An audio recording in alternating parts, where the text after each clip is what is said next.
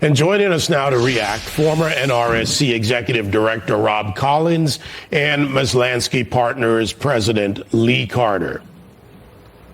So let's go to you first, Rob. You've been down this road with so many of these campaigns and what happens afterwards. This delay, what do you think plays out? Well, I think what you're seeing is a delay, deny, just like you prefaced how they handle the California wildfires blame. They want to slow down the Trump agenda. Trump got elected, and he has been the most aggressive advocate getting his administration nominated and having all the pre-meetings, getting all the paperwork done. They've done more than any other administration to get their nominees ready to go. So the Democrats' last stall tactic, as it were, is to use procedural and bureaucratic red tape to try to slow things down because they're afraid of what the Trump agenda might accomplish, and they have to appease their liberal Democratic base and give them some carrots by saying, I delayed Pete Hegseth a day, I guess is important. What the American people have said in the latest Morning Consult poll is, we want this government to work, we support Donald Trump, his approvals have gone up, and they're ready for business as usual despite this Democratic opposition. Lee, will the Democrats invariably embarrass themselves? Because reading the military evaluations that FoxNews.com published for Pete Hegseth when he was in service, here's just a little snippet when he was serving in Iraq, Assistant Civil Military Operations Officer for the Air Assault Infantry Battalion. He's an absolutely outstanding officer who is intelligent, mature, and extremely gifted. I could go on, but I won't. But that's who they're going to try to lambast. Yeah, I think the Democrats' whole strategy here is going to backfire. I think the American people have said they're tired of obstructionism. They say that they want the government to work together for the American people. If you look at how people view the brand of the Democratic Party, they basically are saying they're out for themselves, they're out for the elite, they're not out to work for the American people, and this is just further evidence of that. If we get into next week and we don't have an answer on Trump's cabinet, it's absolutely unacceptable. California is literally on fire. The whole country has issues that are in front of us. We've got national security issues, all kinds of things where the American people want action right away. And they have a right to have a cabinet that goes into place right away. These kind of stall tactics are going to do nothing but backfire. And look at this Democratic leadership that's limping out of office as somebody that's just really not fighting for the American people and putting their own interests first.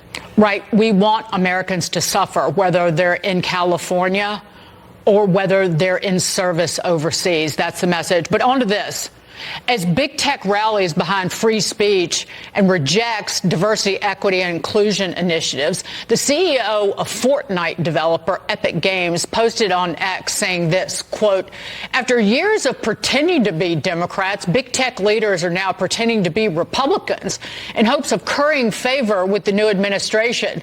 Beware of the scummy monopoly campaign to vilify competition law as they rip off consumers and crush competitors. Now, Tim Sweeney, Rob, is talking specifically about kind of the stranglehold that Apple has on the App Store.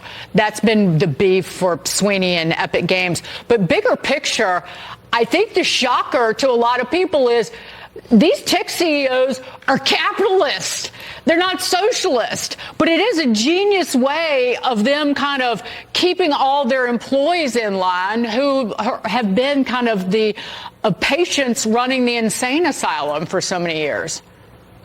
Yeah, I think the jury's out. I mean, I'm a Catholic, and a big part of our religion is redemption. And if they want to come back, if they want to represent their shareholders and worry about profits and talking to half of America, which they haven't done for the last 16 years, I say give them a shot.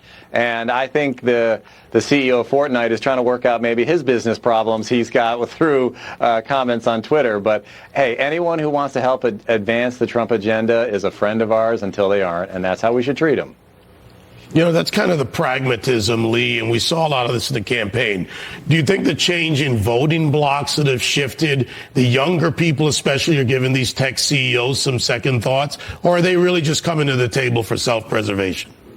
I think there's been a big shift in attitude. I think that we've seen that the far left has failed so many people, and the left has really failed so many people. They've gone anti-capitalist. They've gone too far. I know many people who voted for Biden who said things just got too liberal. In fact, they want capitalism back, they want freedoms back, and they voted for Donald Trump this time.